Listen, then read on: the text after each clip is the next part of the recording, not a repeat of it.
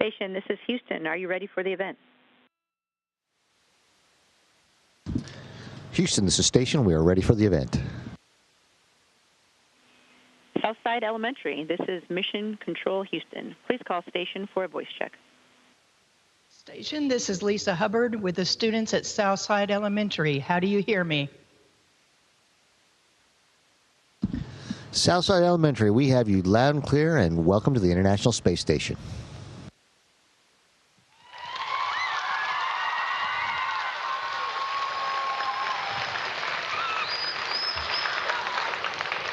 First question. Yeah. Hi.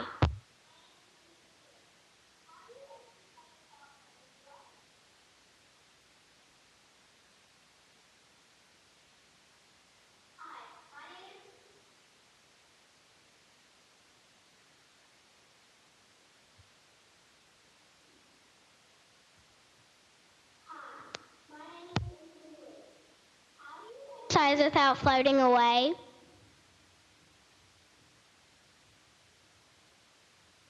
That's a good question, because we have to exercise because our bodies aren't using gravity as a way to go ahead and make the muscles be stressed and keep building and working every day. So we have, over here to the side, we have our bicycle. And we have shoes we actually clip onto the pedals, because otherwise we float off if we pushed on them. And then we have handles we hold on to, and we can sit there and pedal on a bicycle and get a really good workout. Another way we don't float away is when we're on the treadmill running, because every time we push down with our foot, that would push us away from the treadmill. So we have bungees that attach on a harness around our shoulders and our waist and attach down to the treadmill, and they pull us down. And depending on how many links of the chain, depends on how much weight we can go ahead and put on our bodies and our legs to go ahead and keep them strong and get us ready to come back to Earth. And then we also have a resistance device like lifting weights, which operates against the vacuum in some pistons. And we have straps that'll hold us to the bench when we're doing that. Otherwise, we just pinch ourselves between the bar and the foot plate, and then we do our exercise between those two. That's what holds us in place.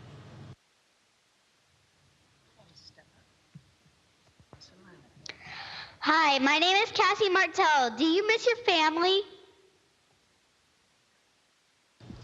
Hi, Kathy. That's a great question. Yes, I definitely miss my family, but NASA has been very helpful because they've got us internet protocol phones, so I talk to my wife every other day about, and my children every week. And it's very nice to be able to share with them the amazing views we have from the windows on the space station. Hi, my name is Jacob Wright. What kind of experiments do you do in space?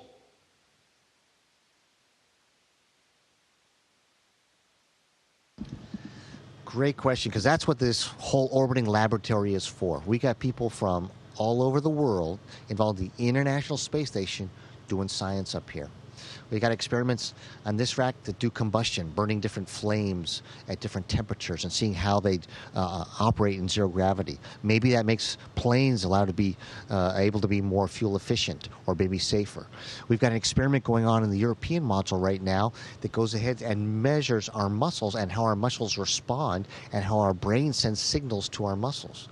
We had astronaut Joe giving blood today so they can see what happens to his blood, because he's been up here for 2 months now.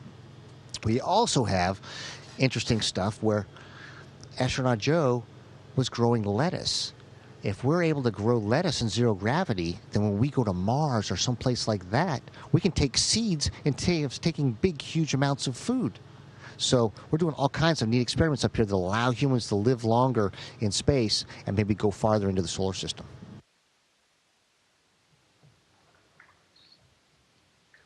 Hi, my name is Micah. Do you have any plans for Thanksgiving? Hi, Micah. My plans for Thanksgiving include, just like normal, eating lots of food and then taking a nap. But seriously, the most important thing up here is the camaraderie of our crewmates. We're going to share a meal together for sure. It is a work day for us, but we'll enjoy some time together that evening. And then, of course, we're going to take some time out to connect with our families and try to participate as much as we can with what they're doing on the ground.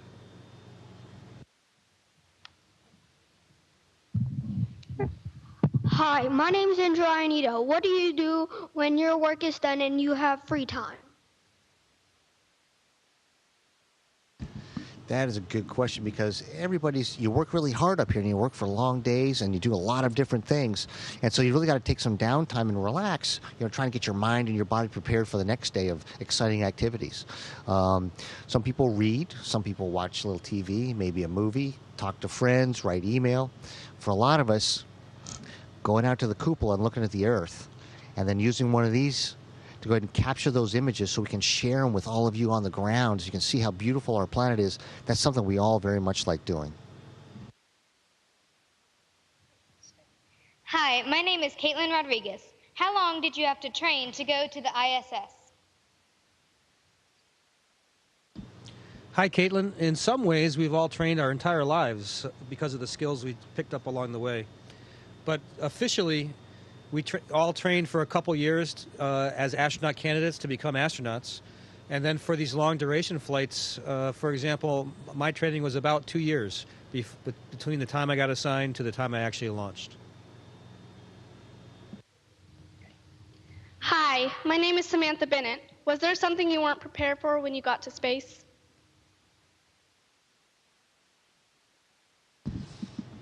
The thing that is probably the most striking and you're least prepared for is the first time you're able to look out when you get to orbit.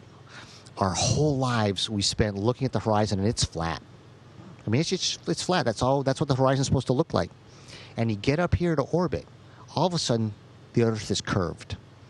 And right now, just looking at my hand, you guys can already draw the rest of the circle that you can see from the curve. And so that means all of a sudden this big, huge Earth that takes, a lot of time to drive someplace or fly someplace is all of a sudden a finite thing. And then you go around it every 16 times every day and you realize, wow, I am so fortunate to be here and be able to see this and be able to work here, as part of humanity's outpost in low Earth orbit. And that's probably the thing that takes the most, getting over the awe of that moment of realizing that everything you've ever known, everything you've ever done, every person you've ever known is down on that circle that is now a finite place. Hi, my name is Gabriel Carver. What are the best sights you've seen from the space station? Wow, there's a lot. My favorite category of things to see is places that are familiar to me with space in the background. And the reason for that is that it's really striking to me how places we call home really aren't that far away from being in space. The other thing that I've thought is very stunning lately is seeing rivers or waterways and the sunlight reflecting off of them. So because the water reflects sunlight so well, when the sun is in the right position relative to where we are, those waterways just glow. And that's really neat to see as you see all the detail for where the water is in an area.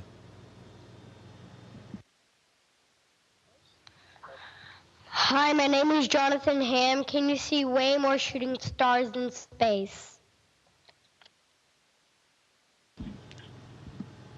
We do see shooting stars.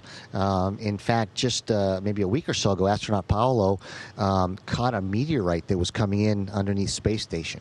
And, from the calculations that he was told that it was about a meter size, so basically about a yard wide. So that's pretty darn big.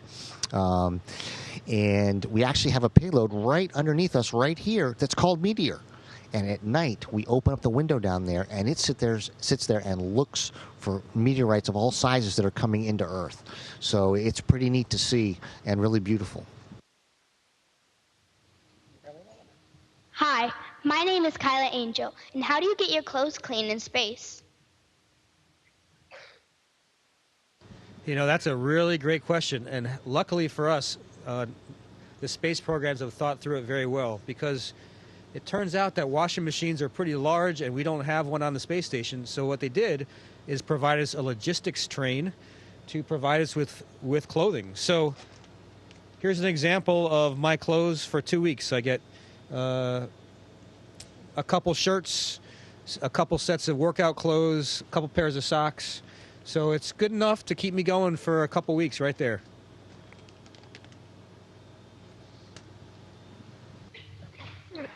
Hi, my name is Chauncey. How do you adjust being back on Earth when you get back?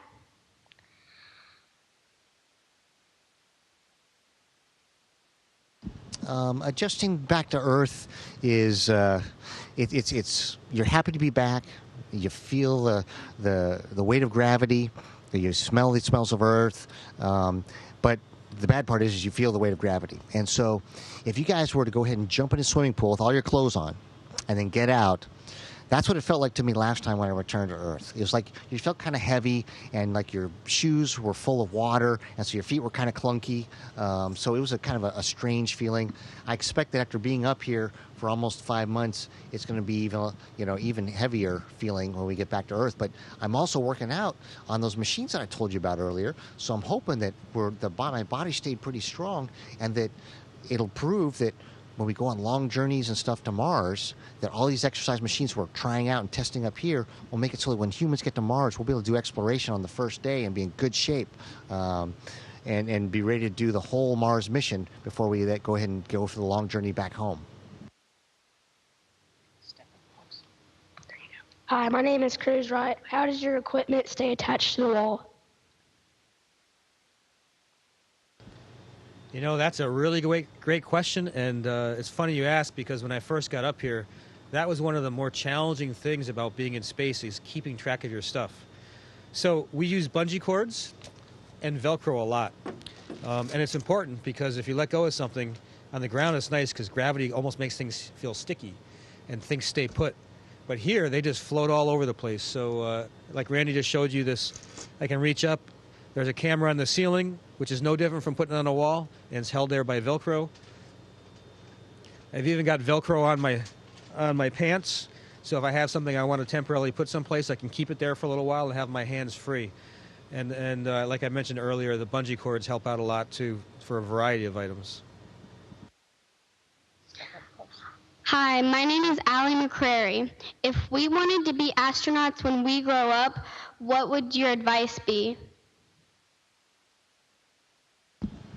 Well, Allie, if you look at all the astronauts anywhere in the world, I think the common thing that you'll see is that they all loved what they were doing. And I'm a test pilot. Mark was an Army officer. We've got Joe, who was a middle school teacher. We've got Paolo, who's an engineer. We've got medical doctors. We've got astrophysicists. We've got geologists. And they all loved what they were doing. And those experiences were something that NASA said, hey, we need to get all these different types of people here to be able to do all the different things that we need to be able to do exploration. And so if you find something you love, then go learn everything about it. Go to school. Go ahead and, get an advanced degree. Work in that field. Love what you're doing every day. And guess what? That may be the type of thing that NASA needs as we go to other planets. Hi, my name is Carson Marks. What is the most difficult part of your routine in space? Carson, my first impulse was to answer by saying trying to keep up with the schedule. But I realized that sometimes can be kind of fun. So the hard time is when you are doing something new and trying to understand what the instructions mean when you're not even sure what all the pieces of equipment are called. And it can be a very slow process to go through that, and make sure you do it right, because it's very important that we do it right when people have spent so much effort and time trying to get things up here to do experiments, and we're just their hands in a way. So new things and trying to do them efficiently is probably the biggest challenge for me. Hi, my name is Abby Hanna. Can you see storms from space?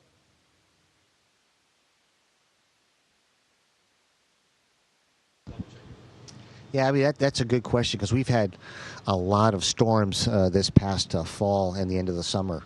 And unfortunately, we see them really well, and we also realize that, especially the one that went over our homes and our families, we also understand very well what's going on underneath them. And so we took a lot of photography of the storms, and because we're not way up where satellites are, and we're able to get different views as we pass over the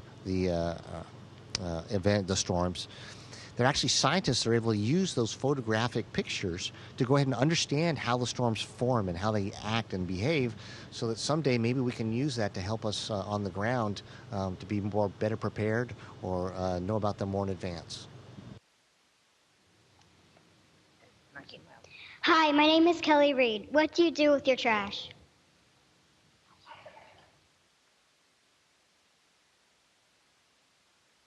Well, first of all, we make sure we know where it is. We put it in a place where it's contained. And then when we have vehicles that come up to space to deliver cargo that we want to use, we make sure that they leave full of trash if it's the type of vehicle especially if it's the type of vehicle that is not able to land on the ground again, so one that burns up in the atmosphere on the way back. So we fill those up as much as possible with all the stuff that we don't need anymore, and that's how we get rid of our trash. And one little space secret is that, hey, if you see a shooting star, it might not always be a shooting star. It might be actually some of our trash from space station. Hi, my name is David Robbins. How do you cook? Well, David, we don't cook up here because it's kind of hard to keep all the ingredients from floating around. So they send up stuff that's prepared for us. We've got food in pouches like this one. We got freeze-dried food like in this one. So this doesn't weigh hardly anything even on Earth. It's really dried out. But we'll go ahead and put water in it and hydrate it. And then both of these types of pouches we put in a little food warmer that uses convection to go ahead and put the heat into the food. We let that sit for 20, 30 minutes, and then we're ready to have our dinner.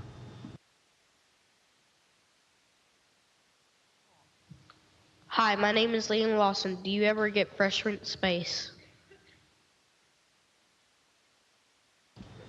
Actually, yes, we do get fresh fruit in space. Normally, we get things that are in those packages that Randy just showed you, and so it's more like canned fruit. But when we get cargo spacecraft, we kind of get some treats. So things that are perishable aren't things that we can keep up here on the space station really long, but they'll load some things up for us towards the end of the loading process, and as long as we eat them shortly after we get them up in space, we really enjoy the fresh fruit. Hi, my name is Caroline Ware. Did you take anything personal into space for your son or daughter? I did. I've got a daughter in second grade and a son who just started sixth grade this year, and so it's been fun sharing this with them and seeing space the way they see it. One of the things it did bring up for them was one of these, a spinner, and so it's been kind of fun seeing how that operates up here in space. And when this cargo wheel showed up, guess what? Astronaut Mark got one too. So now we've got two space spinners up here in space. And you can see how they're kind of stable. And then we'll be able to take them back and send them back to Earth. And then my kids will be able to play with it. Okay, nice to have. Hi, my name is Braden Miranda. How do you water plants in space? Doesn't the water just float up?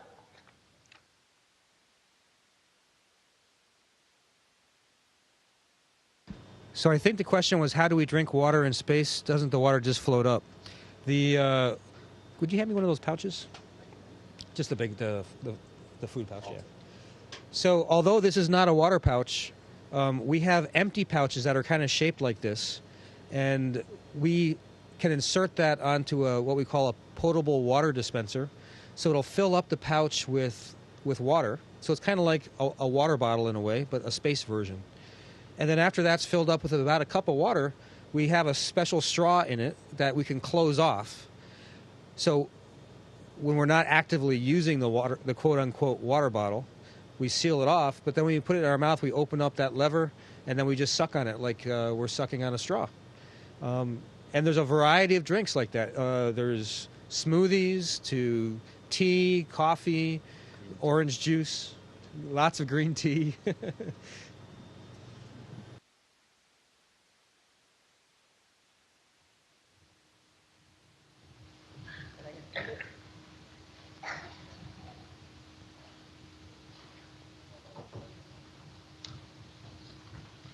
Okay, a big thank you from our students at Southside Elementary.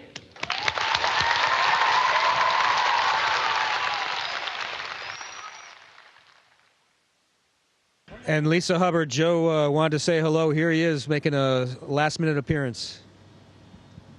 Hey, Lisa, great job. Thank you, Joe. Station, this is Houston ACR. That concludes the event.